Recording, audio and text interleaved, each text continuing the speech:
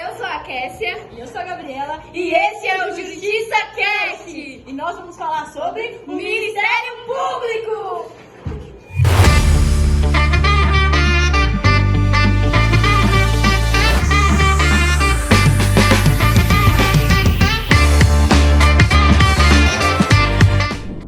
Boa noite, doutor Bruno. Me chamo Kessia. Sou aluna do 4º período de Direito da Unileste, da cidade de Coronel Fabriciano. Meu grupo é composto por mim, Kessia, Gabriela Bacelar, Gabriela Chamon, Maria Eduarda, Kathleen, Rafaela, Laura e Iris. Estamos fazendo um projeto de extensão e nosso tema é Ministério Público. E com isso, eu convidei para participar desse podcast, no caso, dessa entrevista, com o intuito de fazer algumas perguntas para o senhor, tirar umas dúvidas e aprender mais sobre o Ministério Público. Antes de começarmos a nossa entrevista, quero agradecer primeiramente ao senhor Bruno por ter aceito o nosso convite de entrevistá-lo. O doutor Bruno é promotor da comarca de Turmalina, perto da minha terra natal, chamada Genipapo de Minas. Então, muito obrigada por ter aceito, principalmente aí online, querendo ou não, online é mais complicado, dá mais um probleminha, que não é a mesma coisa de quando está pessoalmente, mas é isso aí, vai ser uma entrevista muito tranquila, vamos estar fazendo algumas perguntas, tirando algumas dúvidas, e é isso, bora lá. Boa noite,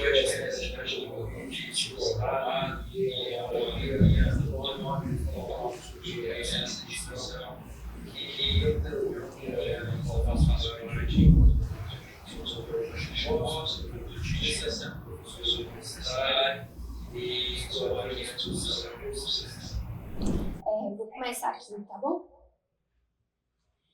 Qual o papel principal do promotor de justiça e como ele contribui para o sistema judicial?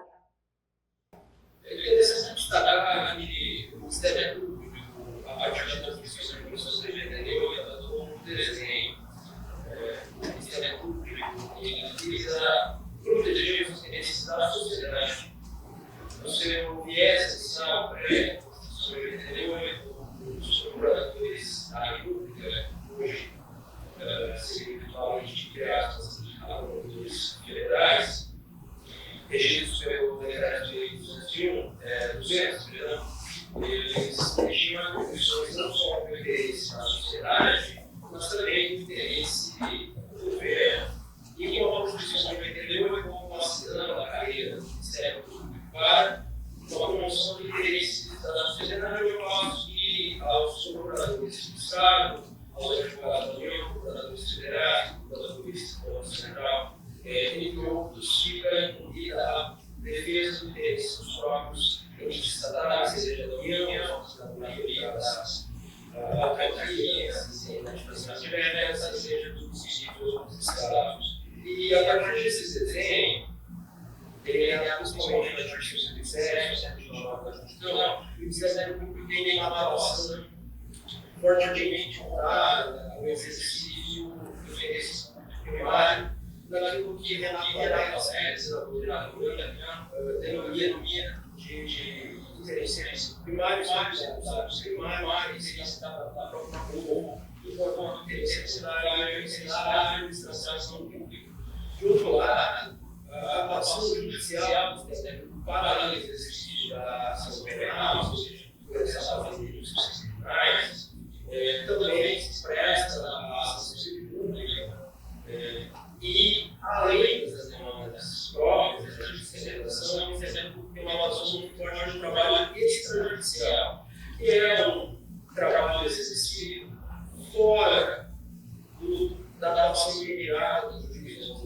A judicialização é a última medida, é o último passo, que assim se denomina, procurando, a partir, especialmente das diretrizes adotadas desde a recomendação 118 do Conselho Nacional do Ministério Público, no âmbito nacional, sendo um viés mais resolutivo, evitando-se a judicialização das demandas que não sejam resolvidas, que não sejam passíveis de resolução por outra via. Então, é o que a gente Então, basicamente, para finalizar, o Ministério Público tem a atuação nas demandas criminais, seja enquanto domicílio ou autor das demandas criminais, a definição das denúncias das ações penais públicas, sejam elas funcionais ou funcionadas da representação, e também manifestando uma parecerista ou custos do ordenamento jurídico das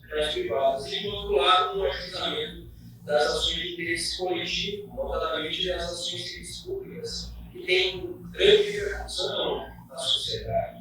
A exemplo dos direitos coletivos contínuos no sistema de tutela coletiva, especialmente o Código de Defesa do Consumidor, as leis criminais, notadamente a modificação do meio ambiente, de forma geral, a matéria, a parte de outras, e a sua propriedade administrativa, regidas pela Lei 429 de 92. Então, você tem todo esse efeito de convivência, especialmente no escopo de agredir esse primário. Não só as demandas coletivas, mas também individuais disponíveis. E, nesse ponto, eu destacar as demandas que envolvam o interesse de velocidade, de capazes, demandas que envolvam o direito à saúde e outros disponíveis, a exemplo da participação da comunidade agrária. Então, há um objetivo grande de atribuições do Ministério Público, seja na esfera judicial, mas também na esfera extrajudicial, que é importante. Muito bacana. E sobre a questão do principal, qual o papel principal, né? Dentro disso, quais são as principais responsabilidades diárias de um promotor de justiça? As principais responsabilidades diárias, para além de uma responsabilidade administrativa, de gestão da equipe, que é uma equipe que a gente coordena na atuação diária, é necessário que o governo tenha, enquanto responsabilidade, o promotor de justiça, o procurador da República, instância, ponderação e conhecimento normativo para que possa exercer de forma imparcial suas funções, especialmente na orientação da sociedade, a exemplo da aferição da qualidade dos serviços públicos e da regularidade, da atuação, seja nos seus entes federativos, das estações diretas, a gente pode participar com a administração pública e OBS. E como o promotor decide quais casos levar à justiça? Justamente eu vou falar falando isso seguinte, a decisão, a realização é a última medida. Quando não se trata, evidentemente, de ligações penais, onde a indisponibilidade é única, ou seja, o promotor de justiça não pode, em geral, dispor desse divisório para realizar as penal ou as propostas, as penais, são processos de prescrição penal, em outros institutos, a colaboração criminal. A imputação ela se de forma objetiva a partir dos exames legais. Porém, existe uma parte de conveniência e oportunidade de justiça para avaliar se já foram resolvidas as oportunidades pré-processuais, especialmente nas demandas mínimas, uma resolução positiva, especialmente na demanda civil, ou possibilita a celebração de acordo com a percepção civil, com a legalidade administrativa, necessário ter uma certa legalidade. Então, primeiro o governo tenta, por meio do plano de justiça, uma solução seja mobilizar, ajudar, compromisso, que é um acordo em qual se estabelece admitindo riscos admitidos pelo ente público, para fins de estabelecer de atendimento a riscos da primária, da coletividade. Nesse decisão de juiz ela é vinculada. Não há uma margem ao membro do Ministério de discricionariedade tocante a esse. Mas anterior a isso, há uma margem de discricionariedade tocante tentativa de autocomposição. E como é o processo de investigação e preparação de um caso para o promotor de justiça? Essa pergunta é bastante interessante, porque existem, grosso modo, dois tipos de investigação dentro do Ministério Público. Uma investigação em âmbito criminal, regida pela Resolução 181 do Conselho Nacional do Ministério Público, e, de outro lado, as investigações cíveis, que são regidas pela Resolução 23 do Conselho Nacional do Ministério Público e pela Resolução 174. A 23 trata precisamente do inquérito civil, instrumento necessário à investigação de fatos vinculados às demandas cíveis. Já a 174 trata da notícia de fato, que é qualquer ocorrência que chega ao Ministério Público que deve ser formalizada para fins de registro e encaminhamento. E também, da notícia de fato, ela pode se tornar um inquérito civil ou procedimento preparatório, que é quando não há elementos suficientes ainda para a instauração do inquérito civil, especialmente a existência de sujeitos que tenham sido previamente identificados, ou em relação especialmente também ao objeto que não tenha sido efetivamente delimitado de forma precisa, né? Não há uma ideia da estudo. Então, a notícia de fato ela pode evoluir como procedimento preparatório e posteriormente pode se converter em inquérito civil. De outro lado, ainda na Resolução 174 de 2017 do Conselho Nacional do Ministério Público, existe a figura do procedimento administrativo. Esse procedimento administrativo ele visa o acompanhamento de uma política pública, por exemplo, a implementação da escuta especializada, por exemplo, as políticas de atendimento dos surdos, entre outras hipóteses, que visa o acompanhamento, fiscalização e justamente esse trabalho preventivo de aferir a qualidade dos serviços públicos e de recomendações, no caso, aos órgãos públicos ou aos órgãos que colaboram no setor público, a fim de conferir maior eficiência aos serviços públicos, nos termos do artigo 37 caput da Carta da República. E na outra vertente, nos processos criminais, a Resolução 181 trata do PIC, Procedimento Investigatório Criminal, que pode ser realizado no âmbito da própria promotoria, havia controvérsia, mas o Supremo Tribunal Federal e a jurisprudência já assentaram em poderes investigatórios dos criminais, e, além disso, o próprio Ministério Público detém na seara criminal possível o que se denomina de controle externo da atividade policial.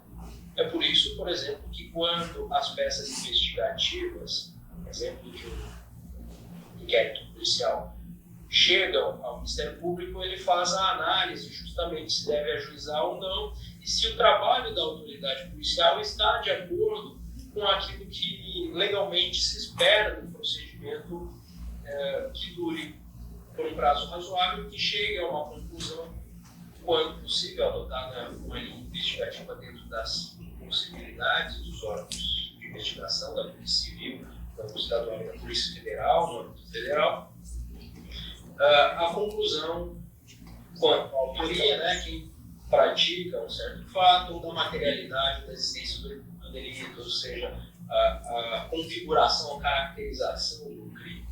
Então, o Ministério tem essas duas vertentes quanto à atividade investigativa. E nas investigações, o Ministério Público possui o que se denomina de poder requisitório. Importante deixar um ponto bastante esclarecido de diferenciação entre requisição, conceito de requisição e requerimento. Requerimento é um pedido, ao passo que a requisição são determinações.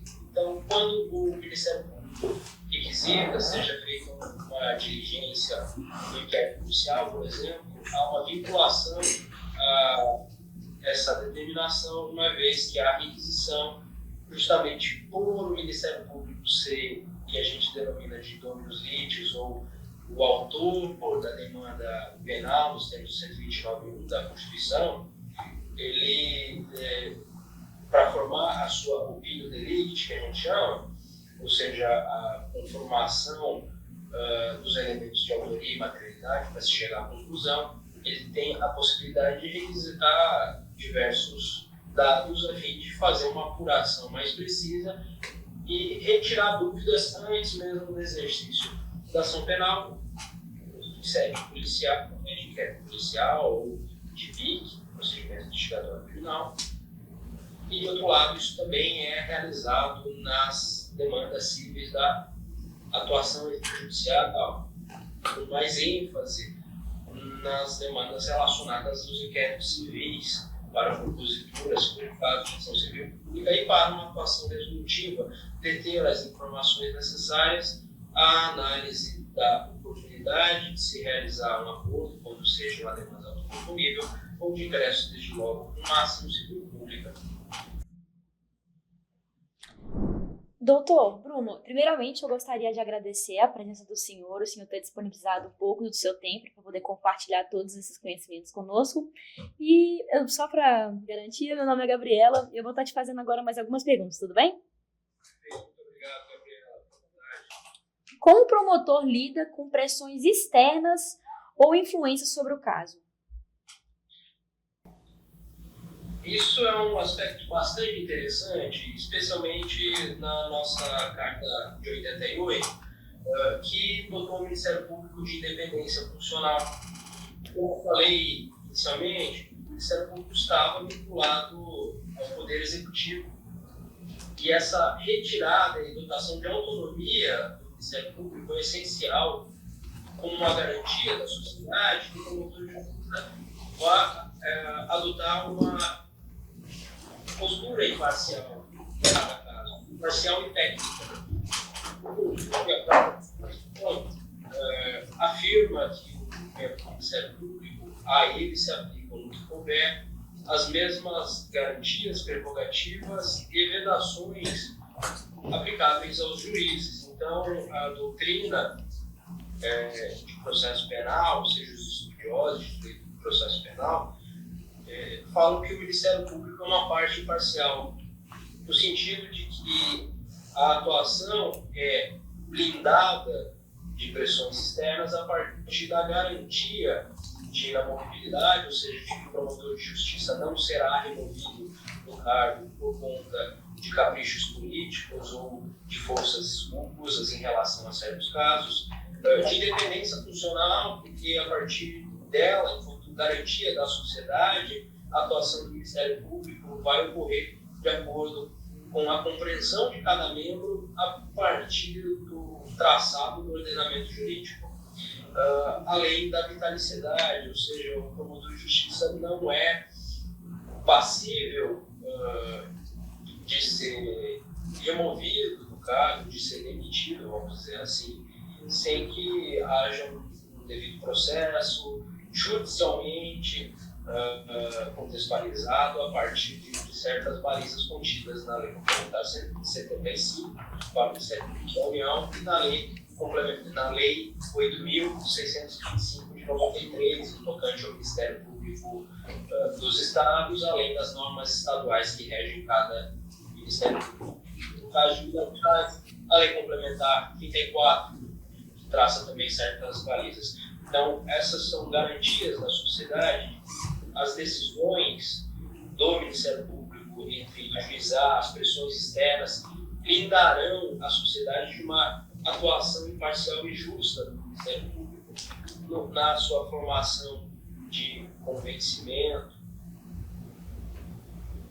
Certo. E o que motivou você a seguir a carreira de promotor de justiça? Excelente pergunta, Gabriela. Eu decidi seguir a carreira de promotor de justiça como vocação. Desde muito pequeno eu pensava em seguir uma carreira jurídica e em certa fase da minha vida eu conheci um Ministério Público, promotor de justiça, e comecei a indagar o que ele fazia e falei, nossa, como é interessante isso, acho que é exatamente isso que me motiva. E meu motriz cotidiano, vamos falar assim, é justamente a realização de justiça, de implementação de uma sociedade mais justa, mais solidária, um aumento na qualidade dos serviços públicos, uma colaboração com a sociedade.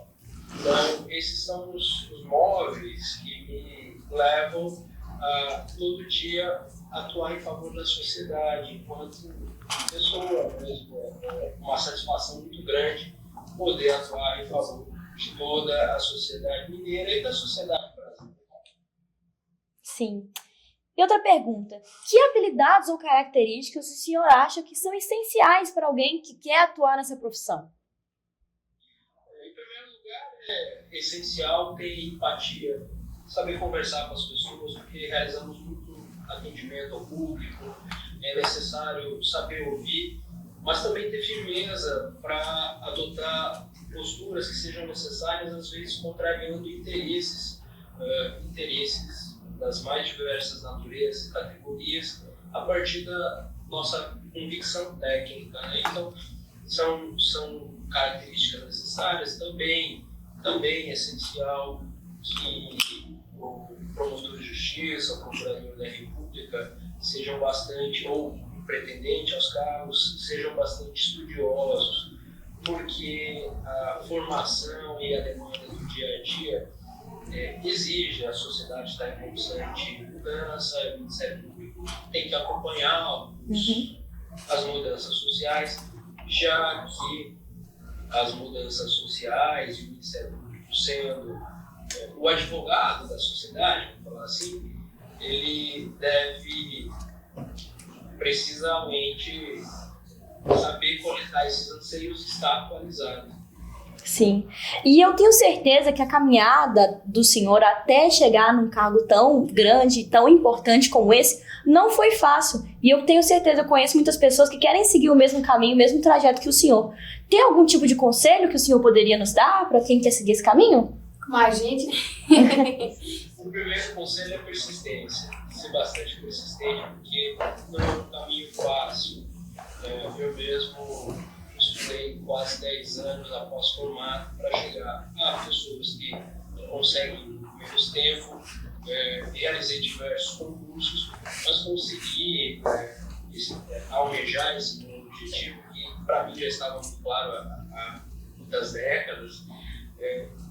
E estudar muito, né? Estudar é essencial. Estabelecer uma rotina de estudos, seguir firme no propósito, que é mais que uma carreira. Ser promotor de justiça, ser procurador da República é um sacerdócio. É algo que a gente exerce todos os dias, seja feriado, seja de manhã, seja tarde, seja à noite, domingo, não importa. É algo que está imbricado na nossa essência de atuação profissional. E também, qual é a parte mais gratificante e até mesmo desafiadora que o senhor enfrenta como promotor de justiça? Recentemente, eu realizei um júri, crime doloso contra a vida, né? E houve um homicídio bastante cruel. Não vou entrar em muitos detalhes sobre o caso, mas houve um homicídio bastante cruel aqui na comarca e a família esperava justiça. E após o júri, tendo sido condenado o réu, os familiares vieram me procurar, orando bastante e agradecendo, porque não acreditavam que a justiça fosse feita. Então, é bastante gratificante a gente dar uma resposta para a sociedade, para os seus anseios daquilo que é certo, daquilo que é justo, correto. E também é bastante gratificante quando, na nossa atuação profissional, a gente consegue, por exemplo, um medicamento para uma criança que está precisando, quando a gente consegue que uma área ambientalmente degradada seja recuperada, quando a gente consegue recuperar bastante patrimônio público que tenha sido indevidamente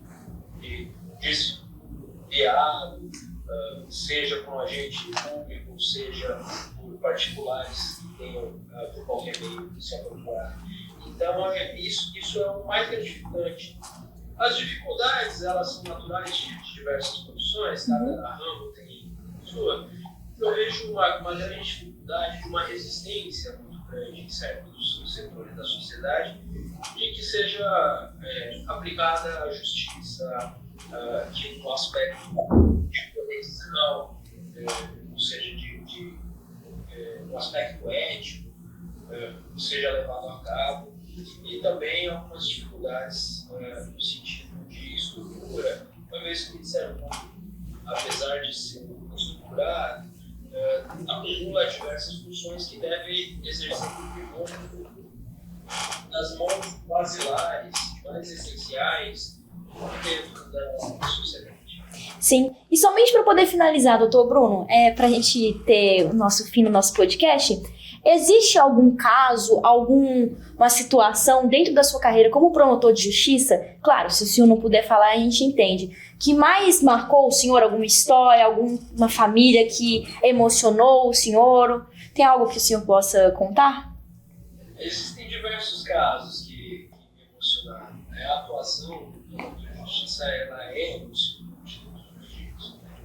Cito, por exemplo, o caso de violência sexual, em que as vítimas, pela morosidade da investigação do sistema de justiça criminal, e que é uma morosidade em certa medida necessária para se apurar precisamente o fato, elas acabam ficando descrentes. E quando há, por exemplo, uma condenação, a gente tem uma resposta e essa pessoa vê que isso se concretiza. Então é importante a gente deixar claro para essas pessoas que o sistema de justiça criminal funciona, que é tudo.